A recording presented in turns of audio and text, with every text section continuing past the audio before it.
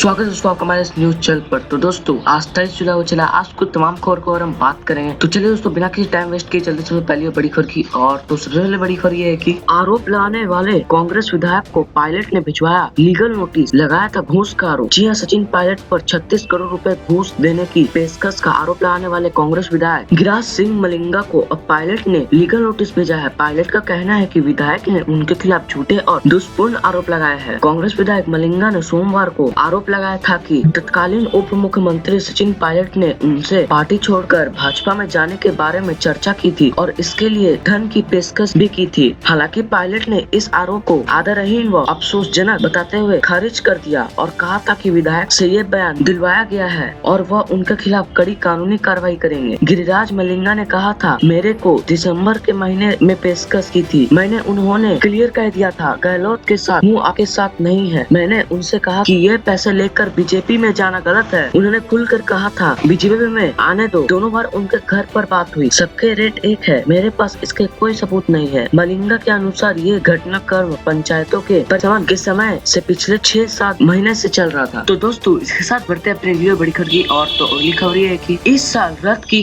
गई अमरनाथ यात्रा सुबह शाम आरती के वर्चुअल दर्शन का होगा सीधा प्रसारण। दरअसल कोविड-19 महामारी के बीच अमरनाथ यात्रा रद्द की गई है। कोरोना के प्रकोप से चलते ये फैसला लिया गया है। देश में कोरोना के मामले बहुत तेजी से बढ़ रहे हैं, 11 लाख के पार भी हो चुके हैं। इसी को ध्यान में रखते हुए इस साल अमरनाथ यात्रा को कैंसिल करने का फैसला लिया है। इस संबंध में आज अमरनाथ श्राइन बोर्ड SASB की एक महत्वपूर्ण बैठक हुई। इससे पहले अगले की यात्रा 20 जुलाई के बाद शुरू हो सकती है। ये ध्यान रखना उचित है कि ये यात्रा हर साल सावन पूर्णिमा पर संपन्न होती है, जो कि इस बार ये 3 अगस्त को है। राजभवन जम्मू और कश्मीर सरकार की तरफ से कहा गया परिस्थितियों के आधार पर श्री अमरनाथ जी श्राइन बोर्ड ने निर्णय लिया कि इस वर्ष की श्री अमरनाथ यात्रा को आयोजित करना और संचालित करना उचित नहीं है और यात्रा 2020 को रद्द करने की घोषणा करने पर खेद व्यक्त किया है। हालांकि अमरनाथ बोर्ड सुबह और शाम की आरती के वर्चुअल दर्शन की सीधा प्रसारण जारी रखेगा। इससे पहले जम्मू में अमरनाथ यात्रा की तैयारी चल रही थी। CM गुप्ता, मेयर जम्मू नगर निगम ने कहा था, जम्मू बेस कैंप यात्री निवास में स्वच्छता कार्य किया जा रहा है। यात्रा की तारीख अभी तक तय नहीं हुई है। हम सरकार द्वारा जारी किए जाने वाले सभी दिशा निर्देशों का पालन करेंगे। चलिए इसके साथ बढ़ते हैं बड़ी खबर की और तो अगली खबर ये है कि छिप नहीं पाएगी चीन की चालबाजी, गहरे जंगलों में छिपे लोगों का भी पता लगा सकता है भारत। जी हाँ, भारत और चीनी तनाव के बीच रक्षा अनुसंधान एवं विकास संगठन DRDO ने पूर्वी लद्दाख क्षेत्र में वास्तविक नियंत्रण रेखा से सटे ऊंचाई वाले और पहाड़ी इलाकों में भी सटीक निगरानी के लिए भारतीय सेना को स्वदेशी विकसित भारत ड्रोन प्रदान किया है। रक्षा सूत्रों के अनुसार चीन के साथ हालिया विवाद के मद्देनजर पूर्वी लद्दाख क्षेत्र में सटीक निगरानी के लिए भारतीय सेना की आवश्यकता को देखते हुए DRDO ने ये ड्रोन इसे प्रदान दिया है। भारत ड्रोन का विकास DRDO की चंडीगढ़ स्थित प्रयोगशाला ने किया। इसे दुनिया के सर्वाधिक फुर्तीले और हल्के निगरानी ड्रोन में शामिल किया जा सकता है, जो पूरी तरह से स्वदेशी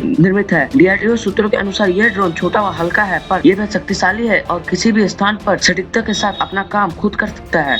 इसमें एडवांस रिलीज टेक्नोलॉजी के साथ यूनिबॉर्न बायोमेट्रिक डिजाइन निगरानी मिशन के लिए एक घातक संयोजन तैयार करता है। चलिए इसके साथ बढ़ते अपनी अगली बड़ी खबर की और तो अगली खबर ये है कि तो दोस्तों जाने भारत में कितने हो गए ऑक्सफोर्ड यूनिवर्सिटी द्वारा तैयार की कोविड-19 की वैक्सीन। दरअसल कोरोना वायरस को लेकर ब्रिटेन की ऑक्सफोर्ड यूनिवर्सिटी से अच्छी खबर सामने है। यूनिवर्सिटी की इस वैक्सीन का ह्यूमन ट्रायल चल रहा है और ट्रायल में इसके शानदार नतीजे सामने आए हैं। ट्रायल के दौरान ये बात सामने निकल कर आई है कि ये वैक्सीन है एंटीबॉडी भी तैयार करती है और प्रतिरक्षा तंत्र को मजबूत करती है। ट्रायल के पहले चरण के तहत अप्रैल और मई में ब्रिटेन के अस्पतालों में 18 से 55 साल के 177 स्वस्थ लोगों को टीके की खुराक दी गई, जो सफल रही। ऐसे में अब हर किसी की नजर इस वैक्सीन पर टिकी हुई है, विशेषकर भारत की। लोगों के मन में तमाम ऐसे सवाल है, जैसे यह भारत में कब तक उपलब्ध होगी और इसकी कीमत क्या होगी, ये हम आपको विस्तार से बताएं। ऑक्सफोर्ड की इसी बहुप्रतीक्षित कोरोना वैक्सीन का उत्पादन पुणे स्थित सीरम इंस्टीट्यूट इंडिया द्वारा किया जा रहा है। सीरम इंस्टीट्यूट ऑफ इंडिया के प्रमुख आदर पूनावाला ने न्यू इंडियन प्रेस को दिए एक इंटरव्यू में कहा, फिलहाल हम एस्ट्राजेनेका वैक्सीन पर काम कर रहे हैं, जो कि चरण 3 नैदानिक परीक्षण से गुजर रहा है। इसके अलावा हम अगस्त 2020 में भारत में इसका ह्यूमन ट्रायल भी शुरू करेंगे। उन्होंने आगे बताया, परीक्षणों की सफलता के आधार पर हम इस साल के अंत तक वैक्सीन लॉन्च करने की उम्मीद कर रहे हैं। इसके अलावा एस्ट्राजेनेका के साथ हमारे समझौते के अनुसार हम भारत और दुनिया के अन्य नियम मध्य आय वाले देशों के लिए 1 बिलियन खुराक बनाना शुरू करेंगे। मेरा मानना है कि अगले साल की पहली तिमाही तक यह आम जनता तक उपलब्ध होगी।